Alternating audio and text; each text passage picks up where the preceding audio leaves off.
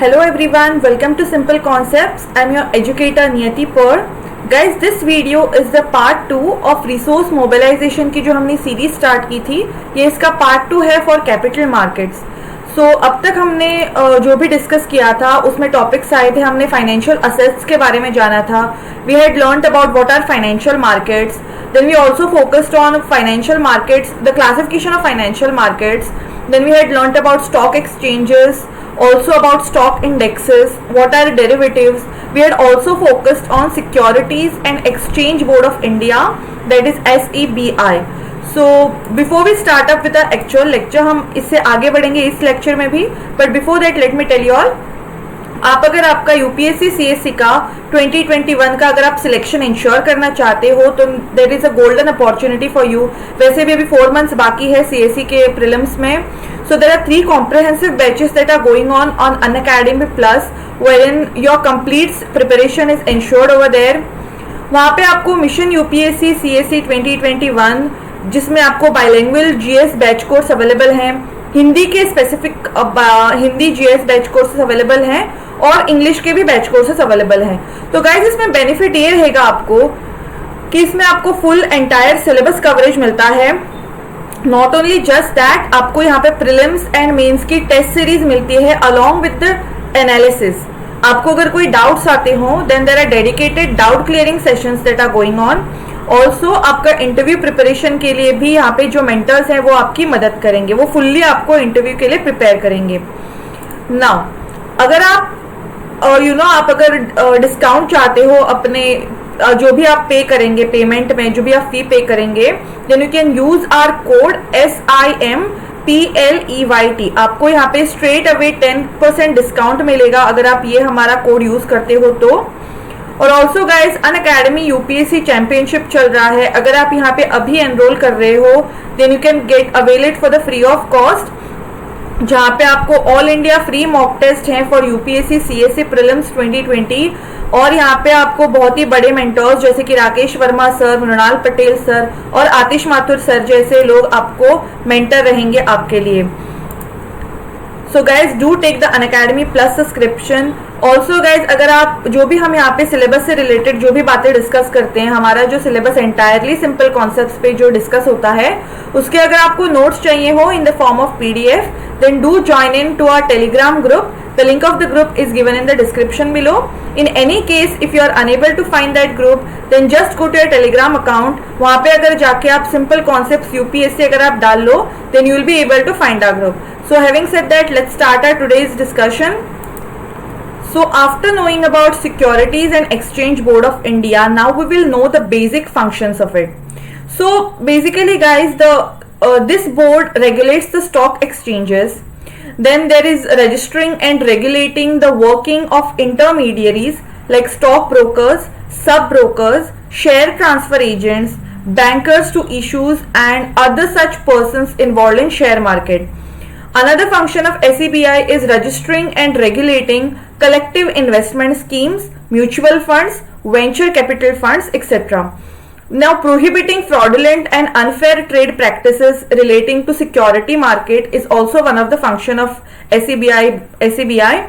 Then prohibiting insider trading in securities, promoting investors education and training of intermediaries of securities markets.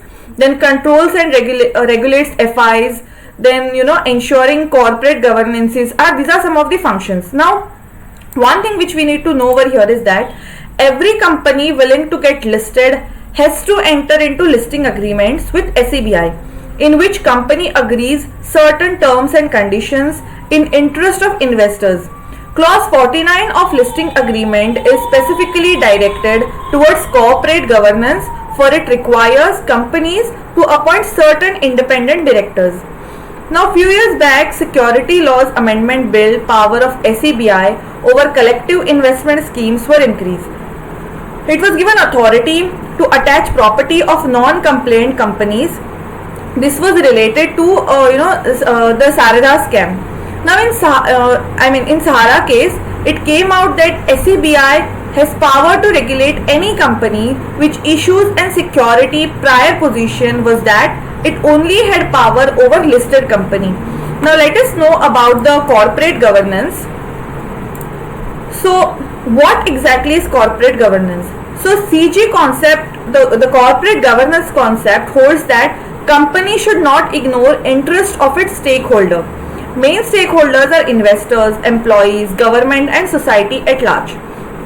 Now investors' interest is in the better returns, transparency and accountability in business, secure future of the company, etc. Speaking about the employees' interest, it talks about the regular salaries, good working conditions, career progress potential and the social status. Interest is that the regular payment of taxes, compliance with laws and rules, non-indulgence in anti-national activities, etc. Society's interest is that generation of employment, less pollution, efficient utilization of scarce resource, healthy and affordable products, etc. तो ये सारे interest जब withhold करती है, then only there is a there is something known as corporate governance in our society. Now SEBI's role in safeguarding interest of investors and curbing malpractices is significant from point of view of corporate governance. Apart from this, Companies Act 2013-2 gives sound stress on CG. It provides for appointment of independent directors, regulates remuneration of directors, internal audit committee, increase responsibility and penalties of auditors, and provide that at least one director should be women. Now Companies Act also introduced mandatory corporate social responsibility clause.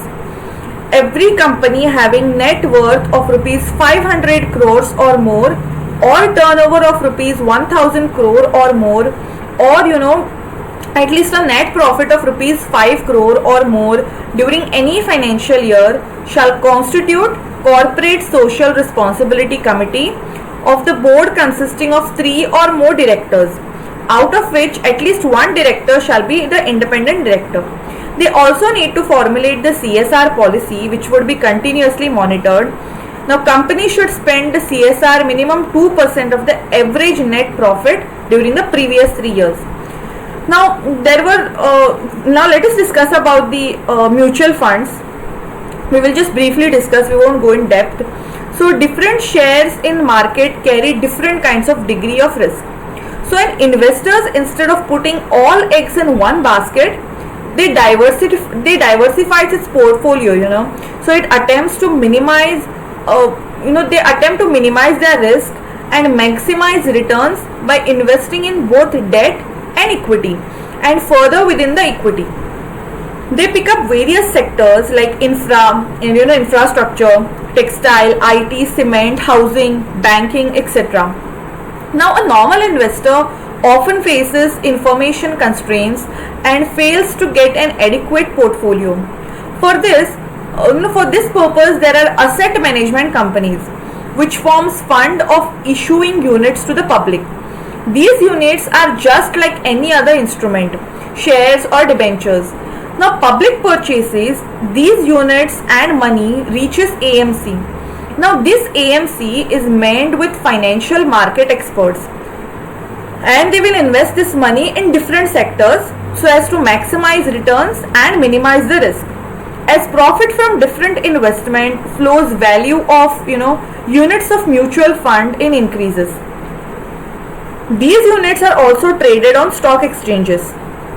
Now the mutual fund industry in India are started in 1963 with formation of Unit Trust of India or UTI at the initiative of Government of India and Reserve Bank.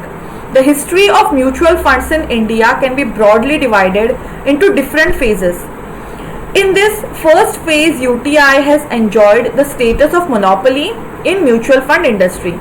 In the second phase, some public sector mutual funds set up by public sector banks and Life Insurance Corporation of India, that is LIC, and General Insurance Corporation of India, that is GIC, were launched besides the UTI. And in the third phase, which started in 1993, the government allowed private players to offer mutual fund schemes, giving the Indian investors a wider choice of fund families. Now speaking about corporate debt or bond markets in India, So as we have already discussed, resources for investment can either be mobilized in form of either equity or debt. Now foregone discussion was for equity. Any business prefers to get financed first from internal sources like profit from its own operation or capital infused by its owners. Second comes that debt, and equity is preferred only if debt is unavailable. This is because equity gets share of profit in return, while debt is entitled only to fixed interest. Normally, for the former is significantly higher than the later. So all over the world, corporate bonds markets are well developed.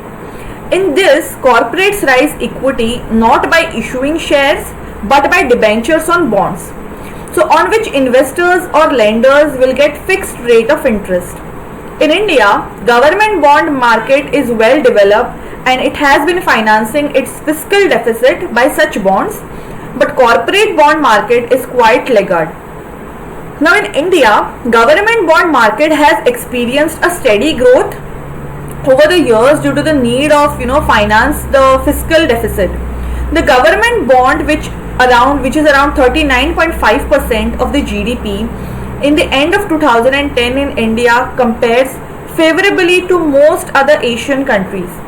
The corporate bond market on the other hand is just 1.6% of the GDP in the end of 2010. And a small relation to economy size. So from 2008 to 2010, corporate market in India in value terms grew from $7.85 billion to $24.99 billion, which is huge. So in comparison to other countries like South Korea, which approximately is $380.62 billion, and China is $522.09 billion, the Indian corporate bond market appears to be underdeveloped.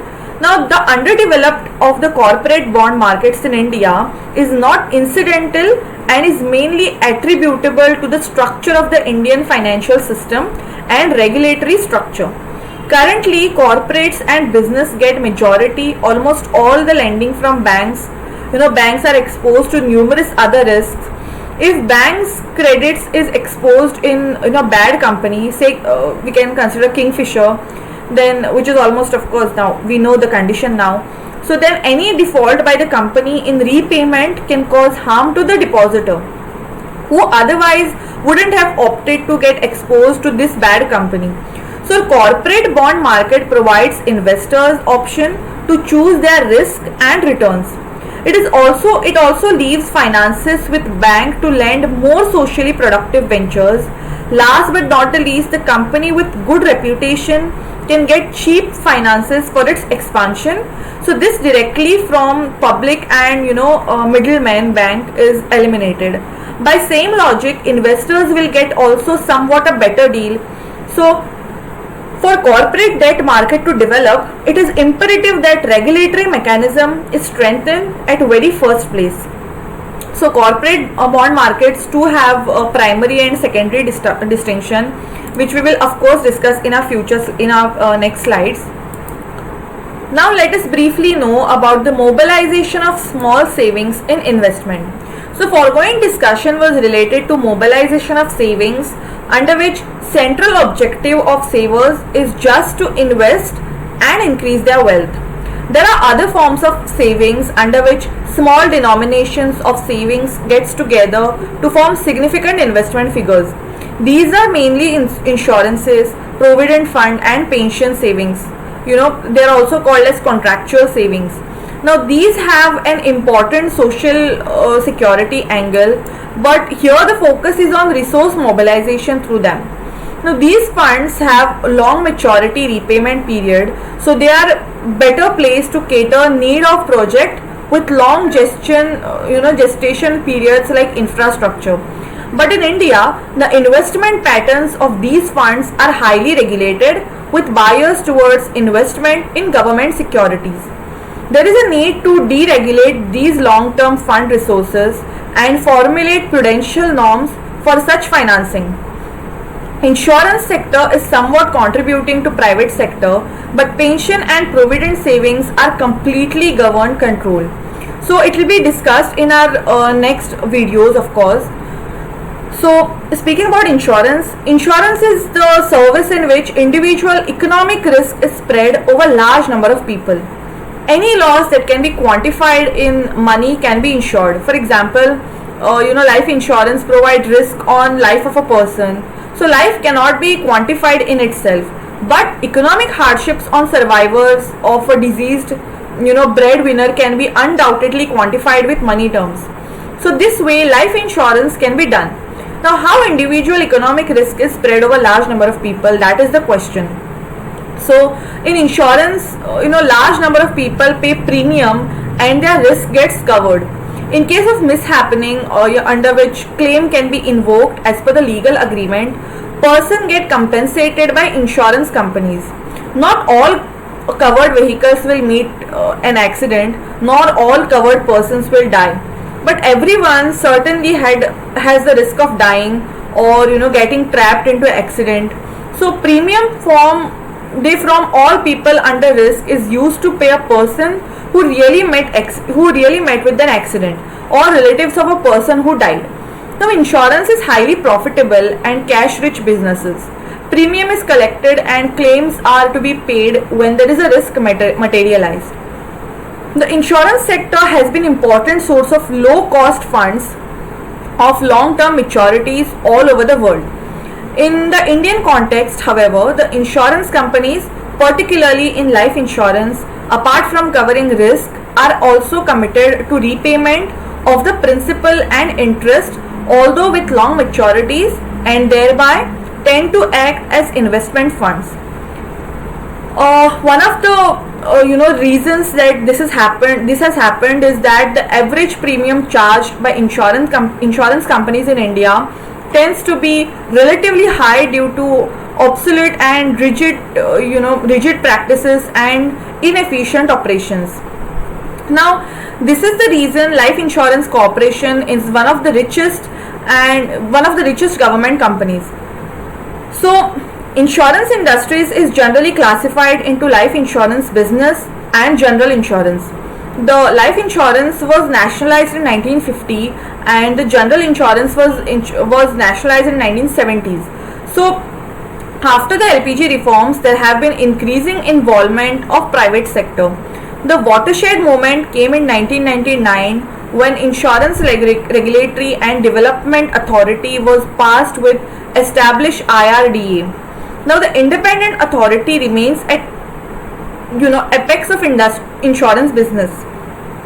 This was necessary because government was keen on promoting private sector participation, for which independent and efficient regulators are prerequisite. An ordinance a few years back was promulgated to allow FDI up to 49% in insurance sector. This was expected to bring much needed forex, human resource and differentiated products in the sector, which it brought to certain extent. Now capital market, as the name suggests, they mobilize saving towards productive capital assets, high investment in primary market. Now the high investment in primary market will suggest high fixed capital formation, which in turn will have all around impact on employment creation, tax collection and eventually higher standard of living. However, capital markets at times can squeeze savings from larger public to a handful sectors. This results in income inequalities. As it was seen in the last decade, there was much growth was due to the service sector and much of the resources got concentrated into that sector. Government through its policy intervention has to make sure that any growth is inclusive of all the sects, regions, classes of the country. It is only then it can be sustainable.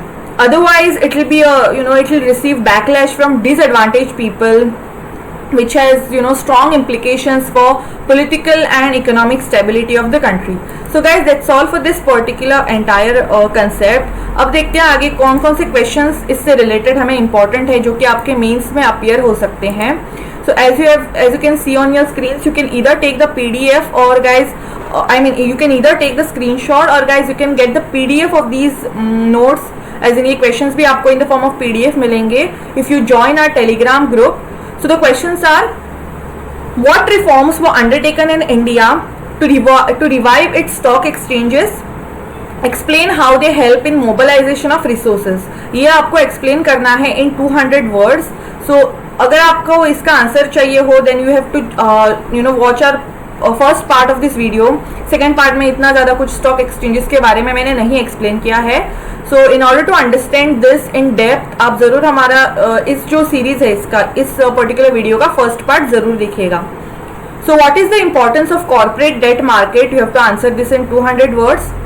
Do you think government should facilitate development of all going corporate bond markets? You have to explain this in 200 words. How does insurance helps in mobilization of small savings? Should FDI allowed in insurance sector at times when domestic industry is nascent? You have to answer this in again 200 words. So guys, अगर आपको इन सारे questions के जवाब चाहिए हो या फिर आपको अगर PDF चाहिए हो in the form of notes चाहिए हो in the form of PDF, do join into our Telegram group और Unacademy का plus subscription ज़रूर लीजिएगा so that you can ensure your selection for 2021. Thanks a lot for watching guys and take care.